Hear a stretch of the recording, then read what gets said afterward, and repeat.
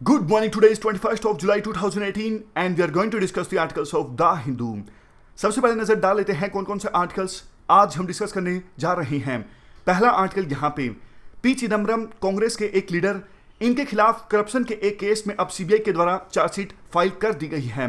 राजनीति से संबंधित ये आर्टिकल है, एग्जाम के लिए इंपॉर्टेंट नहीं है, नहीं डिस्कस करेंगे। नीचे ये आर्टिकल निकारागुआ क्राइसिस के बारे में है। नोट्स बनाने की आवश्यकता नहीं, लेकिन डिस्कस करेंगे निकारागुआ सेंट्रल अमेरिका का एक छोटा सा देश, वहां पे क्राइसिस क्यों है, सिविल वार क्यों चल रहा है, वहां पे 260 लोगों की डेथ्स क्यों हुई हैं पिछले 3 महीनों में। बीच में ये बड़ा आर्टिकल फुटबॉल के बारे में है। फ्रांस में फुटबॉल का क्या रोल है, किस प्रकार से फुटबॉल का जो गेम है बहुत ज़्यादा प्रचलित है, क्यों फ्रांस की जो टीम है फुटबॉल में बहुत ज़्यादा अच्छी है। ये सब बातें लिखी हुई हैं एग्जाम के लिए, किसी भी दृष्टिकोण से इंपॉर्टेंट बातें नहीं है। ये आर्टिकल इसलिए आया है क्योंकि फ्रांस ने हाल ही में फुटबॉल का वर्ल्ड कप जीता था। नीचे ये article SC and ST act 1989 के बारे में है। बैकग्राउंड के साथ डिटेल से इस आर्टिकल को हम डिस्कस करेंगे। यहाँ पर ग्राउंड जीरो आया है, हर सैटरडे को प्रकाशित होता है ग्राउंड जीरो। रीजनल डिटेल्स होती हैं, फैक्चुअल डिटेल्स होती हैं, एग्जाम के लिए इंपॉर्टेंट नहीं होती, नहीं डिस्कस करेंगे इस आर्टिकल को। आज का कोट आइंस्टीन का है। आइंस्टीन ने देखो एक बात बोली थी कि जिस सोच के सहारे, जिस थिंकिंग के सहारे आपने प्रॉब्लम्स को क्रिएट किया है, उसी सोच के सहारे आप उन प्रॉब्लम्स को सोल्व नहीं कर सकते। अगर आप उन प्रॉब्लम्स को सोल्व करना चाहते हो तो आपके पास इनोवेशन चाहिए, क्रिएटिविटी चाहिए और अलग तरह की सोच चाहिए, तभी आप उन प्रॉब्लम्स को सोल्व कर सकते हो। जैसे काफ़ी बार न्यूक्लियर वेपन्स का एग्जाम्पल दिया जाता है। आर्म रेस थी, उस समय न्यूक्लियर वेपन्स को डेवलप किया गया था। और आज अगर न्यूक्लियर वेपन्स को इस धरती से खत्म करना है, हम चाहते हैं कि आगे चल के कभी भी न्यूक्लियर वार ना हो, तो एक अलग तरह की सोच चाहिए। जिस सोच के साथ न्यूक्लियर वेपन्स का निर्माण किया गया था विभिन्न देशों के द्वारा, अगर उसी सोच को आज ध्यान में रखते हुए न्यूक्लियर वेपन्स को खत्म किया जाएगा इस धरती से, तो कभी भी हम न्यूक्लियर फ्री वर्ल्ड का निर्माण नहीं कर सकेंगे। तो ये कोट है, आप इस्तेमाल कर सकते हो ऐसे में। चलिए डिस्कशन स्टार्ट करते हैं। सबसे पहले इंपॉर्टेंट आर्टिकल निकारागुआ क्राइसिस के बारे में है। सेंट्रल अमेरिका का एक छोटा सा देश निकारागुआ, लोकेशन आप मैप पे देखिए। यहाँ पर ऊपर नॉर्थ अमेरिका है, कनाडा, USA, और नीचे सेंट्रल अमेरिका, और सेंट्रल अमेरिका में एक छोटा सा देश निकारागुआ। यहाँ पर अभी फिलहाल सिविल वार जैसी सिचुएशन है और पिछले 3 महीनों में ऑलमोस्ट 260 लोगों की डेथ हो चुकी है। पहले हम थोड़ा सा बैकग्राउंड जानते हैं, उसके बाद जानेंगे फिलहाल क्राइसिस क्यों पैदा हुए निकारागुआ में। निकारागुआ में 1979 से पहले वहाँ पर रूल कर रहे थे एनास्टासियो सोमोजा। ये डिक्टेटर के तौर पे काम कर रहे थे निकारागुआ में। इन्होंने इफेक्टिवली 44 यानी 44 ईयर्स तक रूल किया और इन्होंने वायलेंस के सहारे से रूल किया। अपोजिशन के लीडर्स को या तो जेलों में बंद कर दिया गया, जनता को राइट्स नहीं दिए गए, इवन अपोजिशन के लीडर्स का असैसिनेशन भी हुआ। यानी डिक्टेटर थे सोमोजा। 1979 में इनके खिलाफ एक मूवमेंट स्टार्ट हुई, रेवोल्यूशन आया। आपको याद होगा 1979 में एक और भी देश में रेवोल्यूशन आया था जिसका नाम है ईरान इस्लामिक रेवोल्यूशन। लेकिन यहाँ पे हम बात कर रहे हैं निकारागुआ रेवोल्यूशन की। 1979 में आता है। उस समय इनके खिलाफ सोमोजा जो डिक्टेटर थे, उनके खिलाफ एक सांदिनिस्ता गुरिल्ला आर्मी गठित की गई थी। इसी आर्मी के द्वारा लड़ाई लड़ी गई थी सोमोजा के अगेंस्ट, और अंत में सोमोजा ने गद्दी छोड़ दी थी 1979 में। इसे निकारागुआ रेवोल्यूशन के नाम से जाना जाता है। उसके बाद निकारागुआ में डेमोक्रेसी आती है। अब देखो नीचे देखो, डैनियल ओर्टेगा, ये सांदिनिस्ता गुरिल्ला आर्मी के सदस्य थे, यूथ लीडर थे सांदिनिस्ता गुरिल्ला आर्मी के। यानी इन्होंने भी 1979 के रेवोल्यूशन में एक इंपॉर्टेंट रोल प्ले किया था। ये प्रेसिडेंट बनते हैं निकारागुआ के 2007 में। लेकिन धीरे धीरे ये भी पावर्स को अपने हाथों में सेंट्रलाइज करना स्टार्ट कर देते हैं। निकारागुआ के संविधान की जो मर्यादाएं हैं उनको इग्नोर करना स्टार्ट कर देते हैं। कई सारे इंपॉर्टेंट प्रोविजंस को स्क्रैप कर दिया गया। इनके द्वारा अपनी वाइफ को ही वाइस प्रेसिडेंट बनाया गया और सिग्नल इस प्रकार के मिल रहे हैं कि ये अपनी वाइफ को ग्रूम कर रहे हैं ताकि वाइफ जो है प्रेसिडेंट का पदभार संभाले इनके बाद। 2016 में जब इलेक्शंस कंडक्ट हुए थे निकारागुआ में, डैनियल ओर्टेगा को मिले 70% वोट्स। उस समय एक्सपर्ट्स ने काफ़ी आरोप लगाए थे कि चुनावों में धांधलेबाजी हुई है, ट्रांसपेरेंट एंड फेयर मैनर में इलेक्शंस को कंडक्ट नहीं करवाया गया है। तो गुस्सा तो देखो जनता में ऑलरेडी था, क्योंकि इन्होंने भी पावर्स को अपने हाथों में सेंट्रलाइज किया हुआ था, ये भी डिक्टेटर बनते जा रहे थे, ओपोजिशन के लीडर्स को दबाया जा रहा है, कुछ ओपोजिशन के लीडर्स को जेलों में भी बंद किया हुआ है, तो जनता में गुस्सा था। लेकिन इमीडिएट जो क्राइसिस पैदा हुए वो हुए 18 अप्रैल 2018 के डिसीजन से। इन्होंने 18 अप्रैल को अनाउंस किया, एक तो जनता को जो पेंशन बेनिफिट्स दिए जाते हैं उन पेंशन बेनिफिट्स में कटौती की जाएगी, दूसरा एक इंडिविजुअल का जो कंट्रीब्यूशन है सोशल सिक्योरिटी फंड में उसे इंक्रीज किया जाएगा। यानी जनता पर दोहरी मार पड़ी 18 अप्रैल के डिसीजन से, तो जनता ने विरोध करना स्टार्ट कर दिया। उन्होंने कहा ये जो डिसीजन है हमारे हित में नहीं है। हालांकि देखो डैनियल ओर्टेगा ने बाद में अपने इन डिसीजंस को वापस ले लिया था, कहा था कि हम अब इन डिसीजंस को इंप्लीमेंट नहीं करेंगे। तब तक जो प्रोटेस्ट है वो बड़े स्तर पर फैल चुका था। यानी जनता का कहना था मेन जो प्रोटेस्ट का रीजन है वो ये डिसीजन नहीं है और बहुत सारे डिसीजन हैं। जनता का आरोप था कि इन्होंने इलीगल रूप से गद्दी पर कब्जा करके रखा है, ये अपनी गद्दी को छोड़ें और इमीडिएट इलेक्शंस कंडक्ट करवाए जाएं निकारागुआ में। लेकिन इन्होंने जो सिविल सोसाइटी के ग्रुप्स वहां पे प्रोटेस्ट कर रहे हैं उनकी मांग को मानने से इनकार कर दिया। इन्होंने कहा कि 2021 में ही इलेक्शन कंडक्ट होंगे, इलेक्शंस को जल्दी कंडक्ट नहीं करवाया जाएगा। तो अभी देखो वहां पे यूथ फिर से प्रोटेस्ट कर रहे हैं, जैसा 1979 में हुआ था सेम उसी प्रकार से सारी घटनाएं हो रही हैं। यूथ के द्वारा बैरिकेड्स लगाए जा रहे हैं जगह जगह पे। 1979 के दौरान जो स्लोगन्स यूज किए गए थे उन स्लोगन्स को, उन सॉन्ग्स को फिर से यूज किया जा रहा है। मतलब साफ है, कुछ एक्सपर्ट्स का यह बोलना है कि इतिहास अपने आप को दोहरा रहा है निकारागुआ में। जो कुछ हुआ 1979 में वही सब कुछ अब फिर से हो रहा है 2018 में। और ह्यूमन राइट्स वायलेशन के आरोप भी काफी लगे निकारागुआ में। गवर्नमेंट की जो फोर्सेस हैं उन्होंने घायलों को भी नहीं उठाने दिया, इस वजह से कुछ जाने जिनको बचाया जा सकता था उनको भी नहीं बचाया गया।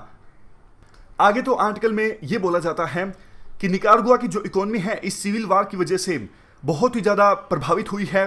पहले निकारागुआ सेंट्रल बैंक के द्वारा दावा किया गया था कि उनकी इकोनॉमी जो है वो डबल डिजिट में आगे बढ़ेगी, लेकिन अब जो उनकी रिवाइज्ड ग्रोथ रेट है, एस्टीमेट है, उसके हिसाब से निकारागुआ की जो इकोनॉमी है वो सिर्फ 0.5 से लेके 1.5% तक आगे बढ़ेगी। हजारों जॉब्स जा चुकी हैं, अनसर्टेनिटी है, बहुत ज़्यादा पैनिक मचा हुआ है लोगों में। जल्द से जल्द इस सिविल वार को ख़त्म नहीं किया गया तो और भी ज़्यादा जाने जा सकती हैं। निकारागुआ में अपोजिशन जो है वो यूनिफाइड नहीं है, लेकिन डैनियल ओर्टेगा को इस बात को समझना होगा कि वो आर्मी की सहायता से या फिर पुलिस की सहायता से जनता की इस मूवमेंट को ज़्यादा दिनों तक दबा नहीं सकते। उन्हें जल्द से जल्द इलेक्शन कंडक्ट करवाना ही चाहिए ताकि इस सिविल वार को समाप्त किया जा सके। तो ये पूरा आर्टिकल हमने डिस्कस किया निकारागुआ के बारे में। चलते हैं आगे। अगला article SC and ST act 1989 से संबंधित है। इस एक्ट को और ज़्यादा स्ट्रॉन्ग बनाया गया था 2015 में। इस एक्ट को अमेंड करके GS पेपर 2 के इस टॉपिक में ये आर्टिकल कवर होगा। पूरा मामला है क्या, पहले हम बैकग्राउंड जानते हैं। देखो इस एक्ट का सेक्शन 18 ये कहता है कि अगर कोई पर्सन किसी SC या ST पर्सन को जाति सूचक गाली देता है, भेदभाव करता है, डिस्क्रिमिनेशन करता है SC एंड ST पर्सन के साथ, और वो SC एंड ST पर्सन जिसको जाति सूचक गाली दी गई है या फिर जिसके साथ डिस्क्रिमिनेशन किया गया है, वो पुलिस स्टेशन जा सकता है, FIR लॉन्च कर सकता है उस पर्सन के खिलाफ जिसके द्वारा गाली दी गई है, जाति सूचक गाली दी गई है। तो पुलिस को SC and ST act 1989 section 18 के अंतर्गत उस पर्सन को गिरफ्तार करना होगा जिस पर्सन ने जाति सूचक गाली दी है, और उस पर्सन को अग्रिम जमानत यानी एंटीसिपेटरी बेल भी नहीं मिल सकती इस एक्ट के अनुसार। तो देखो काफी बार इस एक्ट का दुरुपयोग भी होता है। दुरुपयोग मतलब कई बार फर्जी FIR लॉन्च करवा दी जाती है, मामला कुछ और होता है। ये एक्ट काफी स्ट्रॉन्ग है। SC या STs के खिलाफ जो डिस्क्रिमिनेशन हुआ है पास्ट में और जो एट्रोसिटीज हुई हैं उनको रोकने के लिए ये एक्ट आया था, लेकिन काफ़ी बार मिसयूज भी होता है इस एक्ट का।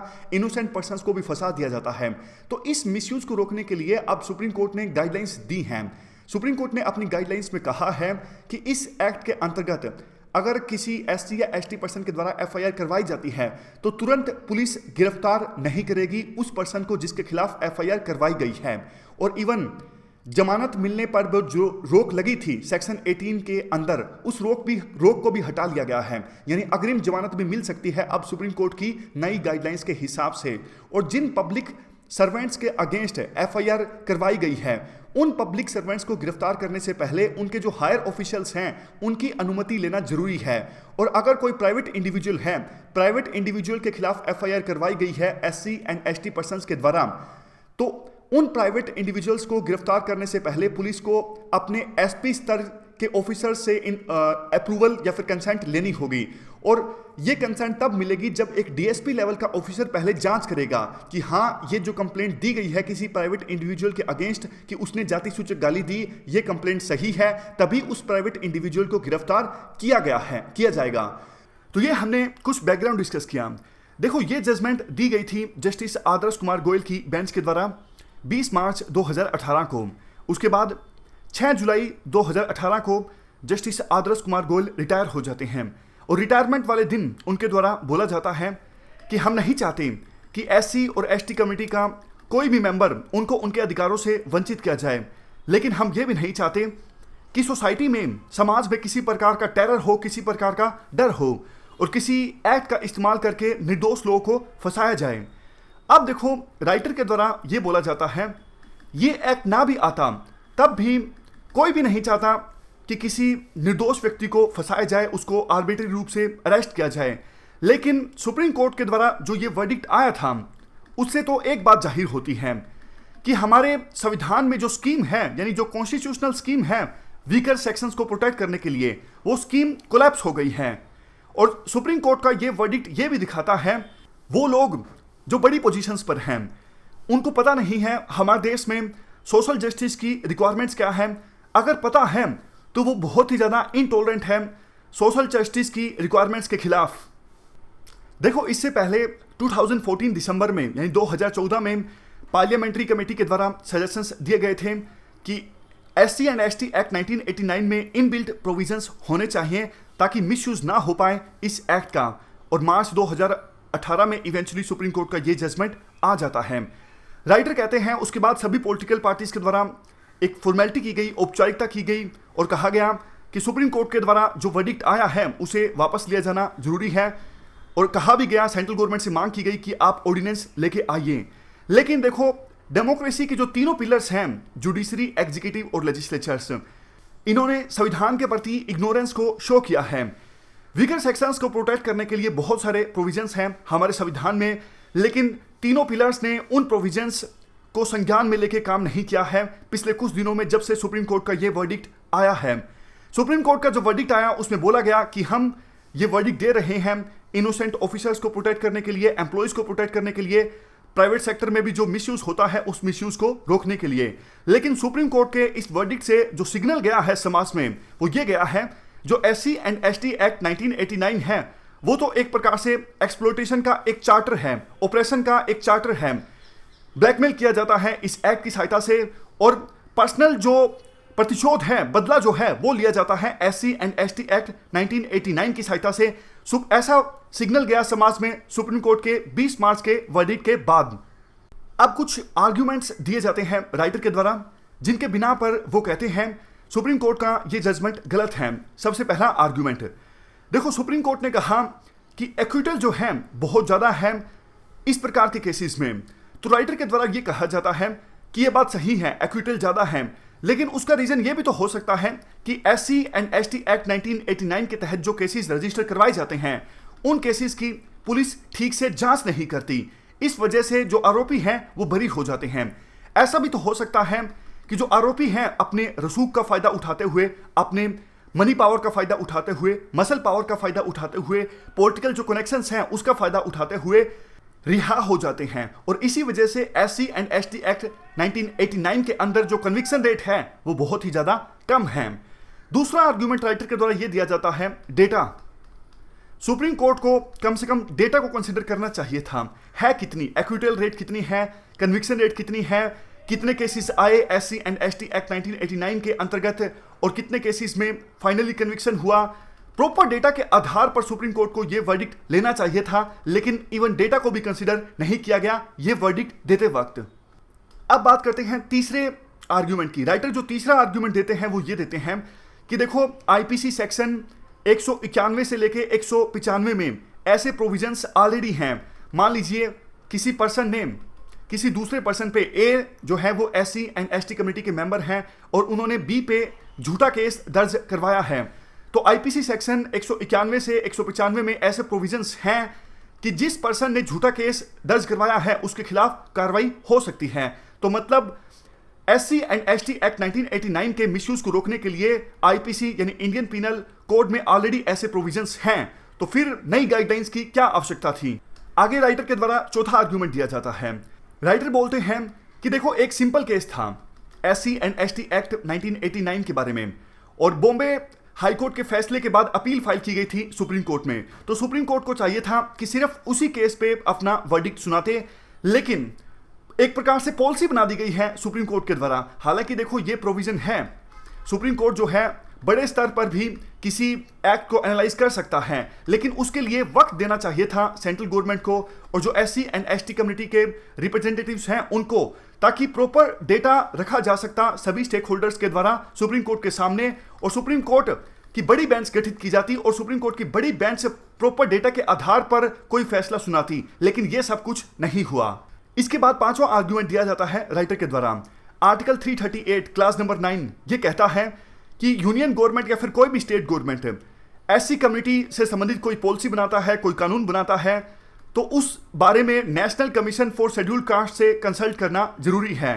और आर्टिकल नंबर 338 ए, इस आर्टिकल में यह लिखा हुआ है कि ST यानी शेड्यूल्ड ट्राइब कम्युनिटी के बारे में कोई भी पॉलिसी बनाई जाती है, कोई भी कानून बनाया जाता है यूनियन गवर्नमेंट के द्वारा या फिर किसी भी स्टेट गवर्नमेंट के द्वारा, उससे पहले national commission for scheduled tribe से कंसल्ट किया जाएगा। अगर देखो संविधान के ये प्रोविजंस हैं तो सुप्रीम कोर्ट को भी इन प्रोविजंस को फॉलो करना चाहिए था। यानी national commission for scheduled caste article 338 और national commission for scheduled tribes article 338 ए, इनसे संपर्क करना चाहिए था, कंसल्ट करना चाहिए था, लेकिन कोर्ट ने ऐसा नहीं किया। यानी संविधान की जो वैल्यूज हैं उन्हें इग्नोर किया गया सुप्रीम कोर्ट के द्वारा।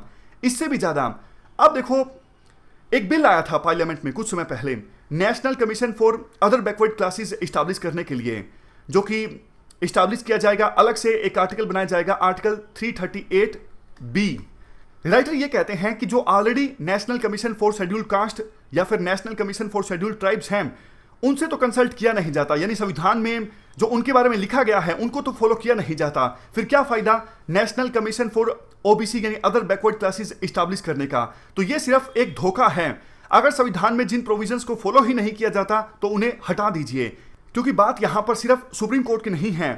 विभिन्न सरकारें भी समय समय पे आर्टिकल 338 और आर्टिकल 338 ए को इग्नोर करती रहती हैं, यानी संविधान के वैल्यूज के अगेंस्ट जाके काम करती हैं। तो ये पूरा आर्टिकल हमने डिस्कस किया। SC एंड ST एक्ट 1989 के बारे में सुप्रीम कोर्ट का जो वर्डिक्ट आया था उसे क्रिटिसाइज किया जा रहा है राइटर के द्वारा। मेनली 5 आर्ग्यूमेंट्स राइटर के द्वारा दिए गए जिन्हें हमने डिटेल से समझा। तो ये थी हमारी आज की डिस्कशन। आज 2 ही आर्टिकल्स हमने डिस्कस किए। सबसे पहले हमने निकारागुआ क्राइसिस के बारे में जो आर्टिकल था उसे डिस्कस किया, उसके बाद हमने आर्टिकल डिस्कस किया SC एंड ST एक्ट 1989 के बारे में। So thank you very much for discussion.